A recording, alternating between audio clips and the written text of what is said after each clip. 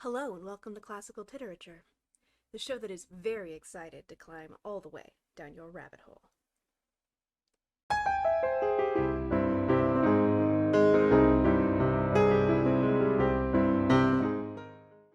Last time we checked in on Alice, she had followed the white rabbit down the rabbit hole and into Wonderland. After growing and shrinking a few times to try to fit through a door, she managed to offend a very impatient mouse, as well as almost every species of bird. We left off with her hearing some footsteps coming towards her, so let's find out who Alice is about to meet next. Chapter 4. The Rabbit Sends in a Little Bill. It was the White Rabbit, slowly trotting back again, and looking anxiously about as it went, as if it had lost something. And she heard it muttering to itself, the Duchess, oh my dear paws, oh my fur and whiskers, she'll get me executed as sure as ferrets are ferrets. Where can I have dropped them, I wonder? Alice guessed in a moment that it was looking for the fan and the pair of white kid gloves, and she very good-naturedly began hunting about for them, but they were nowhere to be seen. Everything seemed to have changed since her swim in the pool, and the great hall, with the glass table and the little door, had vanished completely.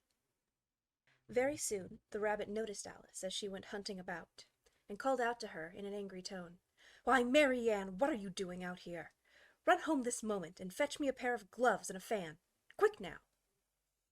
And Alice was so much frightened that she ran off at once in the direction it pointed to, without trying to explain the mistake that it had made.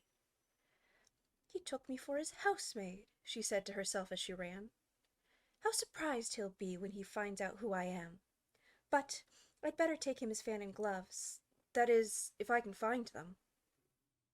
As she said this, she came upon a neat little house, on the door of which was a bright brass plate with the name W. Rabbit engraved on it. She went in without knocking, and hurried upstairs, in great fear lest she should meet the real Mary Ann, and be turned out of the house before she had found the fan and gloves. "How queer it seems," Alice said to herself, "to be going messages for a rabbit. I suppose Dinah'll be sending me on messages next." And she began fancying the sort of thing that would happen. "Miss Alice, come here directly, and get ready for your walk." "Coming in a minute, nurse." "But I've got to watch this mouse hole till Dinah comes back, and see that the mouse doesn't get out. Only, I think," Alice went on, "that they'd let Dinah stop in the house if it began ordering people about like that."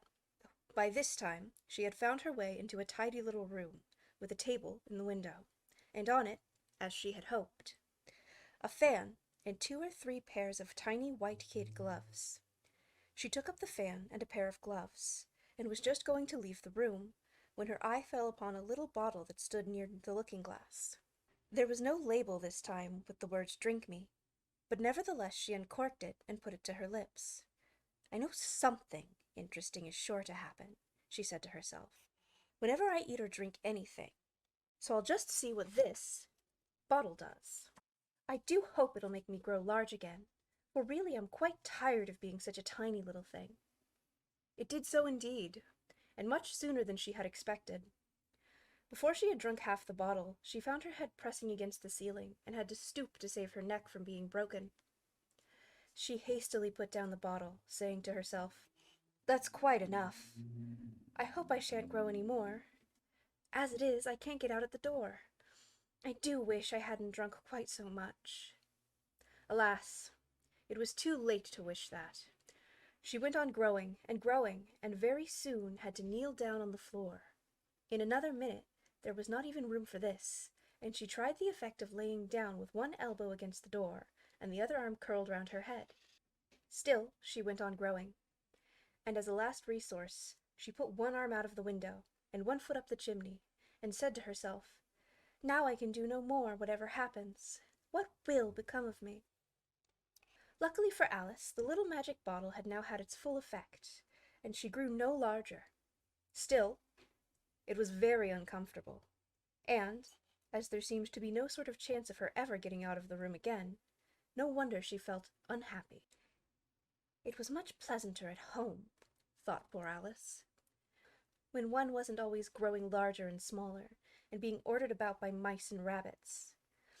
I almost wish I hadn't gone down that rabbit hole. And yet, it's rather curious, this sort of life. I do wonder what can have happened to me. When I used to read fairy tales, I fancied that kind of thing never happened, and now here I am in the middle of one. There ought to be a book written about me, that there ought. And when I grow up, I'll write one. But I'm grown up now, she added in a sorrowful tone. At least, there's no room to grow up any more here.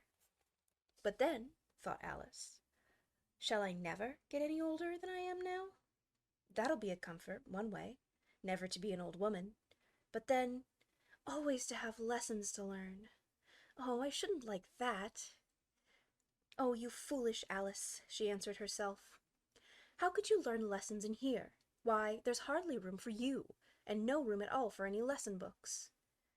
And so she went on, taking first one side, and then the other, and making quite a conversation of it altogether.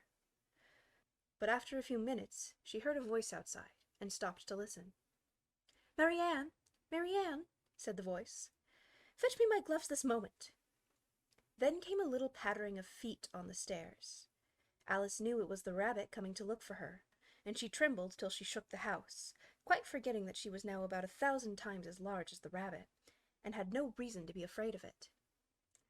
Presently, the rabbit came up to the door and tried to open it. But, as the door opened inwards, and Alice's elbow was pressed hard against it, the attempt proved a failure. Alice heard it say to itself, "Then I'll go round and get in at the window." "That you won't," thought Alice, and, after waiting that she fancied she heard the rabbit just under the window, she suddenly spread out her hand and made a little snatch in the air. She did not get a hold of anything, but she heard a little shriek and a fall, and a crash of broken glass, from which she concluded that it was just as possible it had fallen into a cucumber frame, or something of the sort. Next came an angry voice, the rabbit's. "Pat, Pat, where are you?" And then a voice she had never heard before. "Sure then, I'm here, digging for apples, your honor." "Digging for apples, indeed," said the rabbit angrily. "Here, come help me out of this." There were sounds of more broken glass. "Now tell me, Pat, what's that in the window?" "Sure, it's an arm, your honor." He pronounced it arm. "An arm, you goose! Who ever saw one that size? Why, it fills the whole window." "Sure it does, your honor. But it's an arm for all of that." "Well, it's got no business there, at any rate. Go and take it away." There was a long silence after this, and Alice could hear only whispers now and then, such as, "Sure, I don't like it, your honor, at all, at all." "Do as I tell you, you coward." And at last she spread out her hand again and made another snatch in the air. This time there were 2 little shrieks, and more sounds of broken glass. "What a number of cucumber frames there must be," thought Alice. "I wonder what they'll do next. As for pulling me out of the window, I only wish they could. I'm sure I don't want to stay in here any longer." She waited for some time without hearing anything more. At last came a rumbling of little cartwheels, and the sound of a good many voices all talking together. She made out the words, "Where's the other ladder? Why, I hadn't to bring one. Bill's got the other. Bill, fetch it here, lad. Here, put 'em up at this corner. No, tie 'em together first. They don't reach half high enough yet. Oh, they'll do well enough. Don't be particular. Here, Bill, catch hold of this rope. Will the roof bear? Mind that loose slate. Oh, it's coming down. Heads below." A loud crash. "Now, who did that? It was Bill, I fancy. Who's to go down the chimney? Nay, I shan't. You do it." "That I won't, then." "Bill's got to go down. Here, Bill, the master says you've got to go down the chimney." "Oh, so Bill's got to come down the chimney, has he?" said Alice to herself. "Why, they seem to put everything upon Bill. I wouldn't be in Bill's place for a good deal. This fireplace is narrow, to be sure, but I think I can kick a little." She drew her foot as far down the chimney as she could, and waited till she heard a little animal, she couldn't guess of what sort it was, scratching and scrambling about in the chimney close above her. Then, saying to herself, "This is Bill," she gave one sharp kick, and waited to see what would happen next. The first thing she heard was a general chorus of "There goes Bill!" Then the rabbit's voice alone. "Catch him! You by the hedge!" Then silence, and another confusion of voices. "Hold up his head! Brandy now, don't choke him! How was it, old fellow? What happened to you? Tell us about it." Last came a little, feeble, squeaking voice. "That's Bill," thought Alice. "Well, I hardly know. No more, thank you, I'm better now. But I'm a deal too flustered to tell you. All I know is something comes up at me like a jack-in-the-box, and up I go like a skyrocket." "So you did, old fellow," said the others. "We must burn the house down," said the rabbit's voice, and Alice called out as loud as she could, "If you do, I'll set Dinah at you." There was a dead silence instantly, and Alice thought to herself, "I wonder what they will do next. If they had any sense, they'd take the roof off."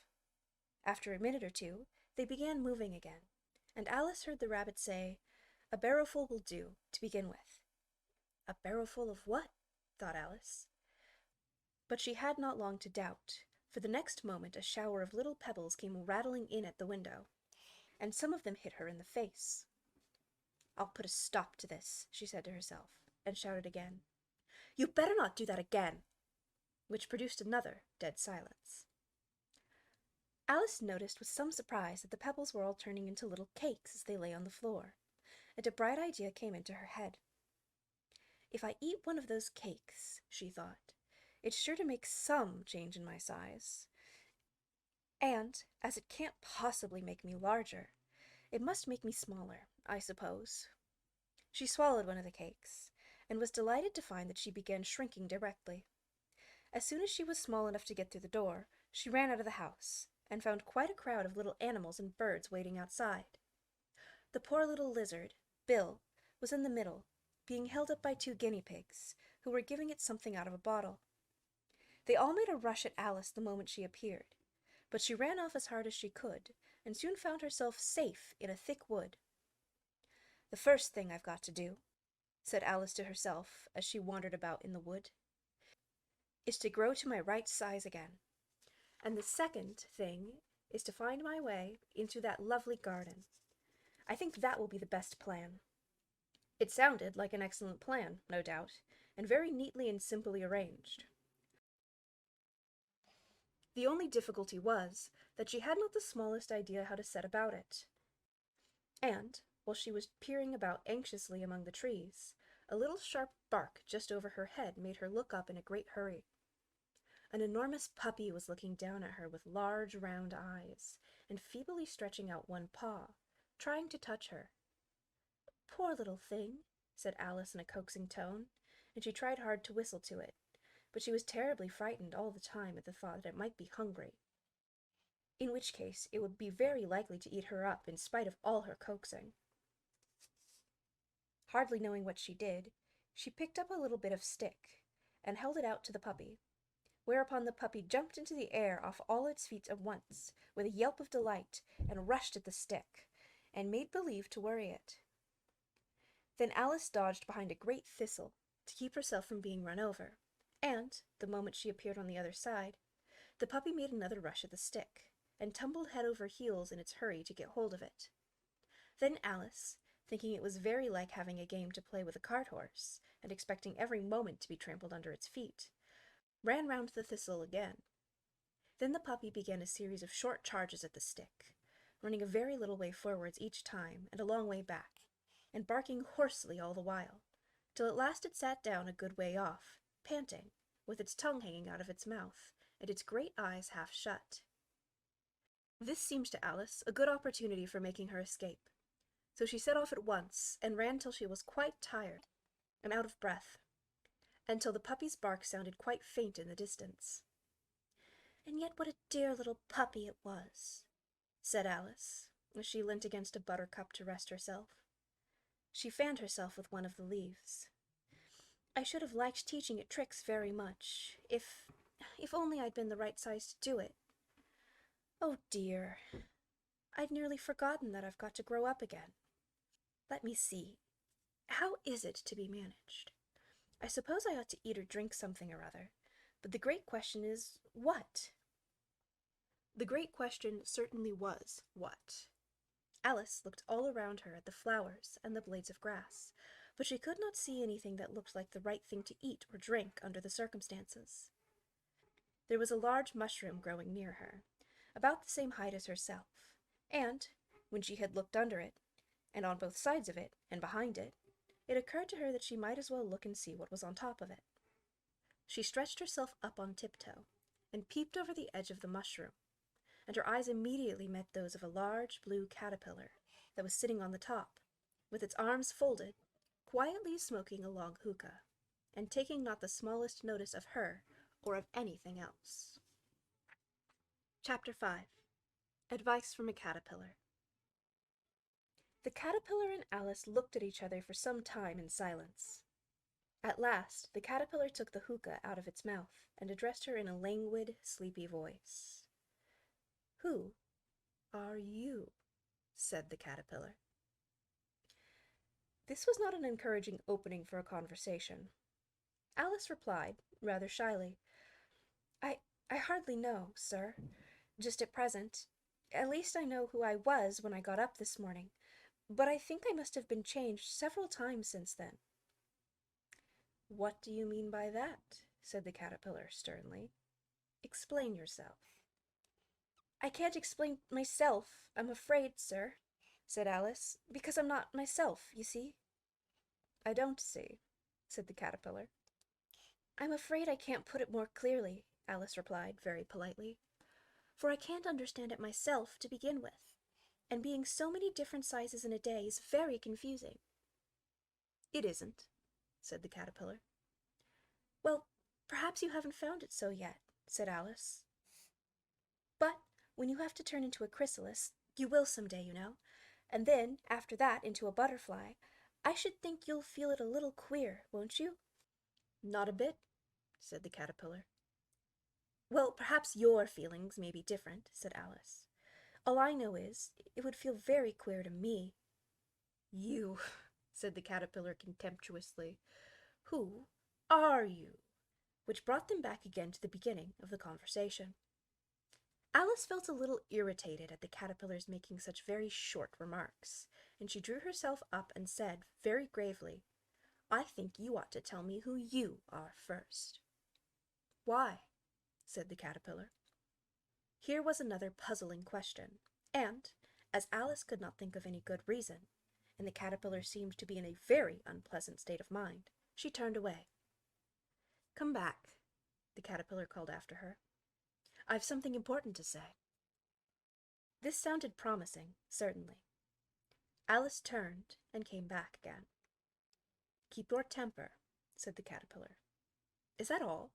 said Alice, swallowing down her anger as well as she could. "No," said the caterpillar. Alice thought she might as well wait, as she had nothing else to do, and perhaps after all it might tell her something worth hearing. For some minutes it puffed away without speaking, but at last it unfolded its arms, took the hookah out of its mouth again, and said, "So you think you're changed, do you?" "I'm afraid I am, sir," said Alice. "I can't remember things as I used, and I don't keep the same size for 10 minutes together." "Can't remember what things?" said the caterpillar. "Well, I've tried to say how doth the busy little bee, but it came out all different," Alice replied in a very melancholy voice. "Repeat, you are old, Father William," said the caterpillar. Alice folded her hands and began. "You are old, Father William," the young man said, "and your hair has become very white, and yet you incessantly stand on your head. Do you think at your age it is right?" "In my youth," Father William replied to his son, "I feared it might injure the brain, but now that I'm perfectly sure I have none, why, I do it again and again." "You are old," said the youth, "as I mentioned before, and have grown most uncommonly fat. Yet you turn a back somersault in at the door. Pray, what is the reason of that?" "In my youth," said the sage, as he shook his grey locks, "I kept all my limbs very supple. By the use of this ointment, 1 shilling the box, allow me to sell you a couple?" "You are old," said the youth, "and your jaws are too weak for anything tougher than suet. Yet you finished the goose with the bones and the beak. Pray, how did you manage to do it?" "In my youth," said his father, "I took to the law, and argued each case with my wife, and the muscular strength which it gave to my jaw has lasted the rest of my life." "You are old," said the youth. "One would hardly suppose that your eye was as steady as ever. Yet you balanced an eel on the end of your nose. What made you so awfully clever?" "I have answered 3 questions, and that is enough," said his father. "Don't give yourself airs. Do you think I can listen all day to such stuff? Be off, or I'll kick you downstairs." "That is not said right," said the caterpillar. "Not quite right, I'm afraid," said Alice timidly. "Some of the words have got altered." "It is wrong from beginning to end," said the caterpillar decidedly, and there was silence for some minutes.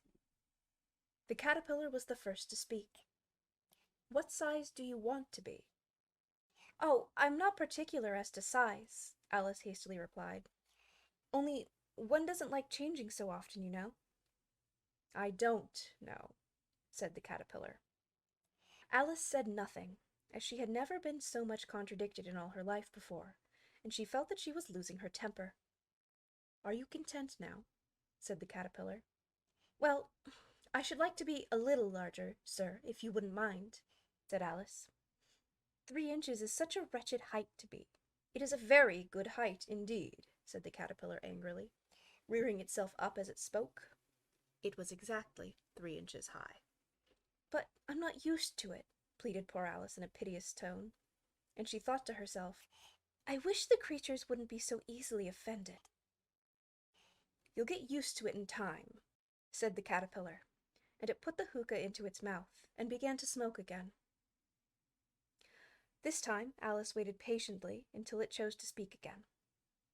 In a minute or 2, the caterpillar took the hookah out of its mouth and yawned once or twice and shook itself. Then it got down off the mushroom and crawled away into the grass, merely remarking, as it went, "One side will make you grow taller, and the other side will make you grow shorter." "One side of what? The other side of what?" thought Alice to herself. "Of the mushroom, of course," said the caterpillar, just as if she had asked it aloud, and in another moment it was out of sight. Alice remained looking thoughtfully at the mushroom for a minute, trying to make out which were the 2 sides of it, and, as it was perfectly round, she found this a very difficult question. However, at last she stretched her arms round it as far as they would go, and broke off a bit of each edge with each hand. "Now which is which?" she said to herself, and nibbled a little of the right-hand bit to try the effect. The next moment she felt a violent blow underneath her chin. It had struck her foot. She was a good deal frightened by this sudden change, but she felt there was no time to be lost, as she was shrinking rapidly. So she set to work at once to eat some of the other bit. Her chin was pressed so closely against her foot that there was hardly room to open her mouth, but she did it at last, and managed to swallow a morsel of the left-hand bit. "Come, my head's free at last," said Alice in a tone of delight, which changed into alarm in another moment, when she found that her shoulders were nowhere to be found. All she could see, when she looked down, was an immense length of neck, which seemed to rise like a stalk out of a sea of green leaves that lay far below her. "What can all that green stuff be? And where have my shoulders got to? And oh, my poor hands, how is it I can't see you?" She was moving them about as she spoke, but no result seemed to follow, except a little shaking among the distant green leaves. As there seemed to be no chance of getting her hands up to her head, she tried to get her head down to them, and was delighted to find that her neck would bend about easily in any direction, like a serpent. She had just succeeded in curving it down into a graceful zigzag, and was going to dive in among the leaves, when she found to be nothing but the tops of the trees under which she had been wandering, when a sharp hiss made her draw back in a hurry. A large pigeon had flown into her face, and was beating her violently with its wings. "Serpent!" screamed the pigeon, I'm not a serpent, said Alice indignantly. Leave me alone. Serpent, I say again, repeated the pigeon, but in a more subdued tone, and added, with a kind of sob, I've tried every way, but nothing seems to suit them. I haven't the least idea what you're talking about, said Alice. I've tried the roots of trees, and I've tried banks, and I've tried hedges, the pigeon went on, without attending to her. But those serpents, there's no pleasing them. Alice was more and more puzzled, but she thought there was no use in saying anything more till the pigeon had finished. As if it wasn't trouble enough hatching the eggs, said the pigeon. But I must be on the lookout for serpents night and day. Why, I haven't had a wink of sleep these 3 weeks. I'm very sorry you've been annoyed, said Alice, who was beginning to see its meaning. And just as I'd taken the highest tree in the wood, continued the pigeon, raising its voice to a shriek, and just as I was thinking I should be free of them at last, they must come wriggling down from the sky. Ugh, serpent! But I'm not a serpent, I tell you, said Alice. I'm a... Well, what are you? Said the pigeon. I can see you're trying to invent something. I'm a little girl, said Alice rather doubtfully, as she remembered the number of changes she had gone through that day. A likely story indeed, said the pigeon, in a tone of the deepest contempt. I've seen a good many little girls in my time, but never one with such a neck as that. No, you're a serpent, and there's no use in denying it. I suppose you'll be telling me next that you've never tasted an egg. I have tasted eggs, certainly, said Alice, who was a very truthful child. But little girls eat eggs quite as much as serpents do, you know. I don't believe it, said the pigeon. But if they do, why, then they're kind of a serpent. That's all I can say. This was such a new idea to Alice that she was quite silent for a minute or two, which gave the pigeon the opportunity of adding, You're looking for eggs. I know that well enough. And what does it matter to me whether you are a little girl or a serpent? It matters a good deal to me, said Alice hastily. But I'm not looking for eggs, as it happens. And, if I was, I shouldn't want yours. I don't like them raw. Well, be off then, said the pigeon in a sulky tone, as it settled again into its nest. Alice crouched down among the trees as well as she could, for her neck kept getting entangled among the branches, and every now and then she had to stop and untwist it. After a while she remembered that she still held the pieces of mushroom in her hands, and she set to work very carefully, nibbling first at one, and then at the other, and growing sometimes taller and sometimes shorter, until she had succeeded in bringing herself down to her usual height.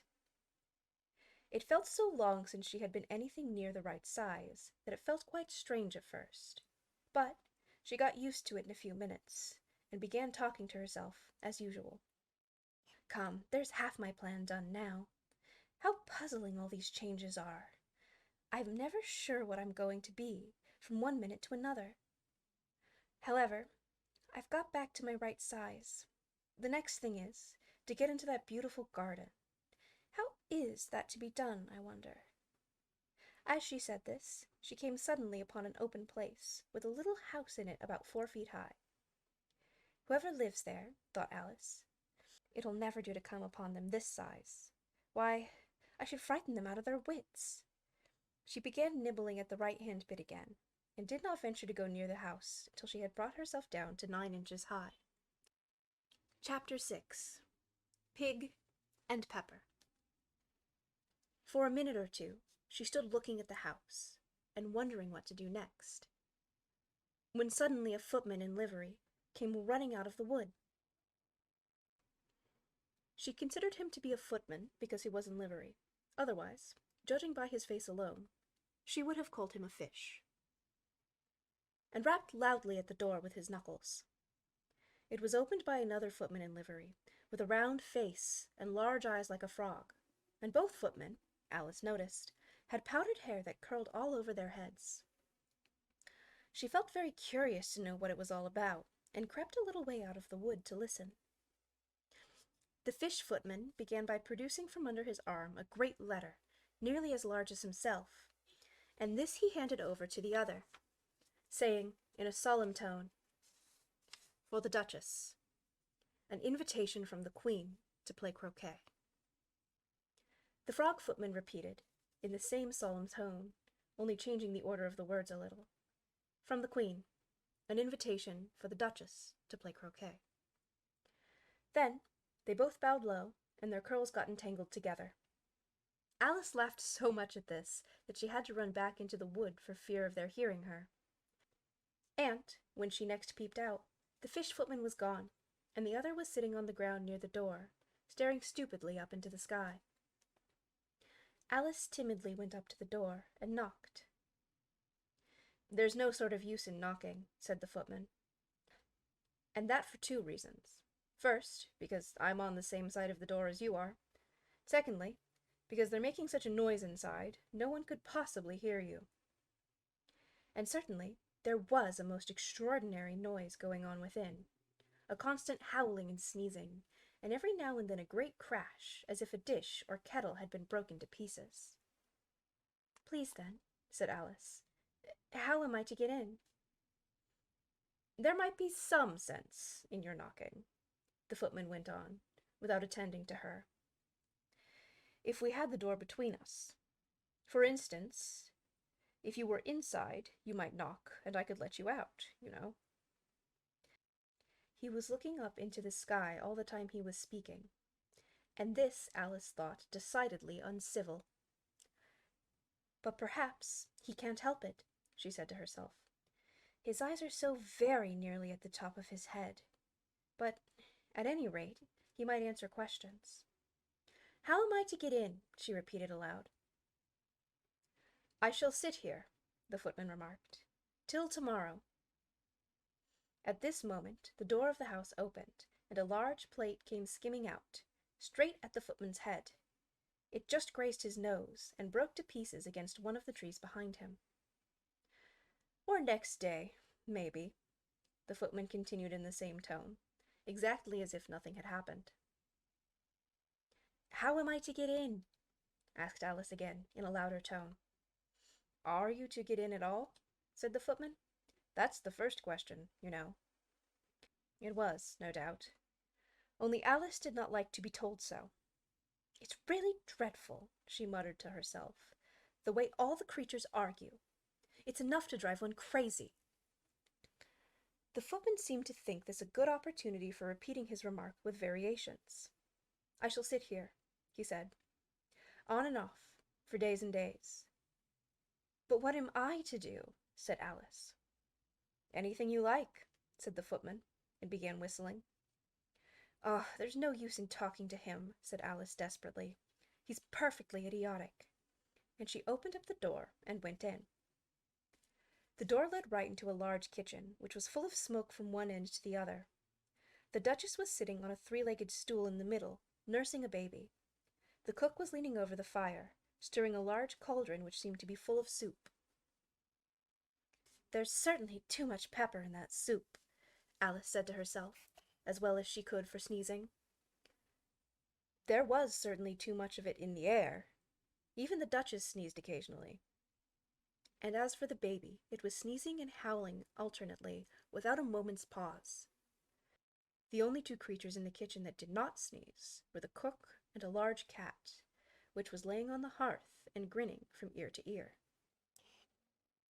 "Please would you tell me," said Alice, a little timidly, for she was not quite sure whether it was good manners for her to speak first, "why your cat grins like that?" "It's a Cheshire cat," said the Duchess, "and that's why." "Pig!" She said the last word with a sudden violence that Alice quite jumped. "And that's why." "Pig!" "And that's why." "Pig!" She said the last word with such sudden violence that Alice quite jumped, but she saw in another moment that it was addressed to the baby, and not to her, so she took courage and went on again. "I didn't know that Cheshire cats always grinned. In fact, I didn't know that cats could grin." "They all can," said the Duchess, "and most of 'em do." "I don't know any that do," Alice said very politely, feeling quite pleased to have got into a conversation. You don't know much, said the Duchess, and that is a fact. Alice did not at all like the tone of this remark, and thought it would be well to introduce some other subject of conversation. While she was trying to fix on one, the cook took the cauldron of soup off the fire, and at once set to work throwing everything within her reach at the Duchess and the baby. The fire irons came first, then followed a shower of saucepans, plates, and dishes. The Duchess took no notice of them, even when they hit her, and the baby was howling so much already that it was quite impossible to say whether the blows hurt it or not. "Oh, please mind what you're doing," cried Alice, jumping up and down in an agony of terror. "Oh, there goes his precious little nose!" And, as an unusually large saucepan flew close by it and very nearly carried it off. "If everybody minded their own business," the Duchess said, in a hoarse growl, "the world would go round a deal faster than it does." "Which would not be an advantage," said Alice, who felt very glad to get an opportunity of showing off a little of her knowledge. "Just think what work it would make the day and night. You see, the earth takes 24 hours to turn round on its axis." "Talking of axes," said the Duchess, "chop off her head." Alice glanced rather anxiously at the cook to see if she meant to take the hint, but the cook was busily stirring the soup, and seemed not to be listening, so she went on again. 24 hours, I think, or is it 12? Oh, don't bother me. I could never abide figures." And with that she began nursing her child again, singing a sort of lullaby to it as she did so, and giving it a violent shake at the end of every line. "Speak roughly to your little boy, and beat him when he sneezes. He only does it to annoy, because he knows it teases." Chorus, in which the cook and baby joined. Wow, wow, wow! While the Duchess sang the second verse of the song, she kept tossing the baby violently up and down, and the poor little thing howled so that Alice could hardly hear the words. "I speak severely to my boy, I beat him when he sneezes, for he can thoroughly enjoy the pepper when he pleases." Wow, wow, wow! "Here, you may nurse it a bit if you like," the Duchess said to Alice, flinging the baby at her as she spoke. "I must go and get ready to play croquet with the Queen." And she hurried out of the room. The cook threw a frying pan after her as she went, but it just missed her. Alice caught the baby with some difficulty, as it was a queer-shaped little creature, and held out its arms and legs in all directions. "Just like a starfish," thought Alice. The poor little thing was snorting like a steam engine when she caught it, and kept doubling itself up and straightening itself out again, so that altogether, for the first minute or two, it was as much as she could do to hold it. As soon as she had made out the proper way of nursing it, which was to twist it up into a sort of knot, and then keep tight hold of its right ear and left foot, so as to prevent it from undoing itself, she carried it out into the open air. "If I don't take this child away with me," thought Alice, "they're sure to kill it in a day or two. Wouldn't it be murder to leave it behind?" She said the last words out loud, and the little thing grunted in reply. It had left off sneezing by this time. "Don't grunt," said Alice. "That is not at all a proper way of expressing yourself." The baby grunted again, and Alice looked very anxiously into its face to see what the matter was. There could be no doubt that it had a very turned-up nose, much more like a snout than a real nose. Also, its eyes were getting extremely small for a baby. Altogether, Alice did not like the look of the thing at all. But perhaps it was only sobbing, she thought, and looked into its eyes again to see if there were any tears. No, there were no tears. "If you're going to turn into a pig, my dear," said Alice seriously, "I'll have nothing more to do with you. Mind now." The poor little thing sobbed again, or grunted, it was impossible to say which, and they went on for some while in silence. Alice was just beginning to think to herself, "Now, what am I going to do with this creature when I get home?" when it grunted again, so violently that she looked down into its face in some alarm. This time there could be no mistake about it. It was neither more nor less a pig, and she felt that it would be quite absurd for her to carry it any further. So she set the little creature down, and felt quite relieved to see it trot away quietly into the wood.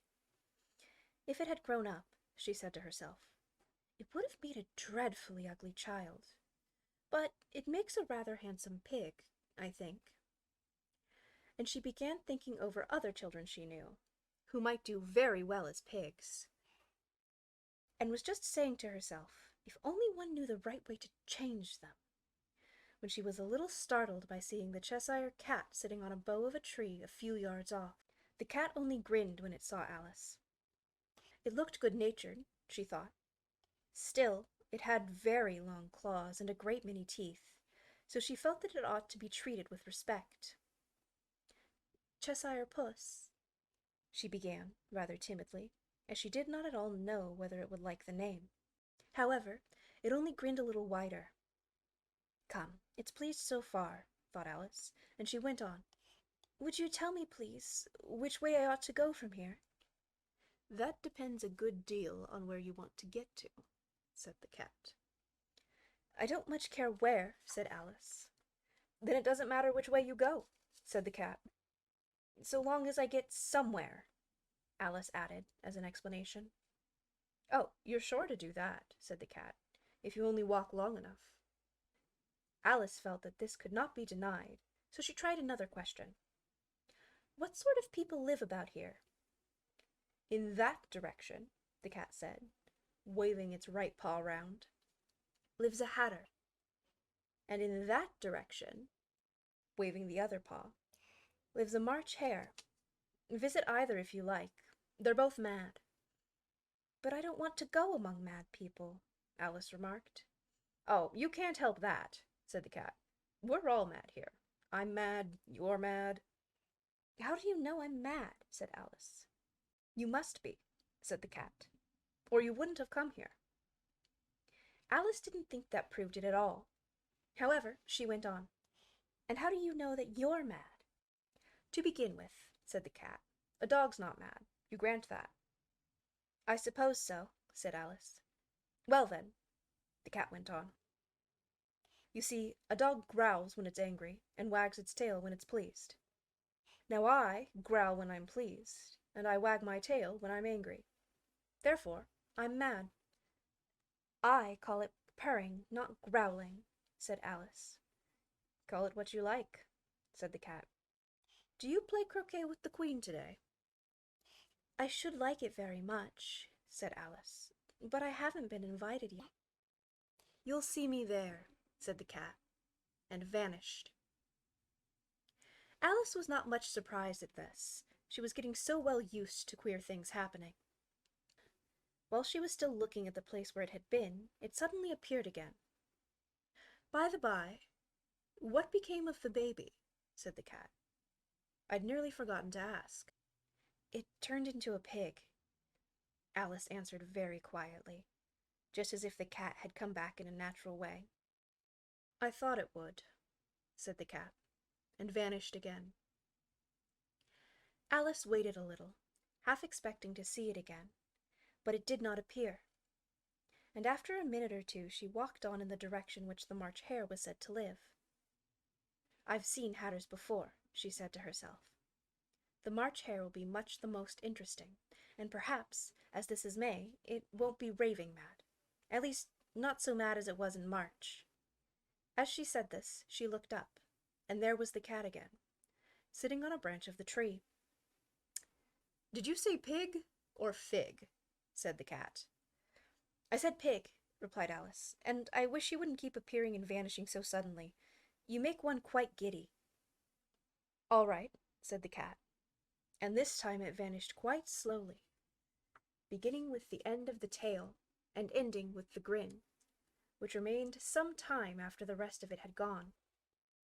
Well, I've often seen a cat without a grin, but a grin without a cat, it's the most curious thing I ever saw in all my life. She had not gone much farther before she came in sight of the house of the March hare. She thought it must be the right house, because the chimneys were shaped like ears, and the roof was thatched with fur. It was so large a house that she did not like to go nearer till she had nibbled some more of the left-handed bit of mushroom, and raised herself to about 2 feet high. Even then, she walked up towards it rather timidly, saying to herself, Suppose it should be raving mad after all.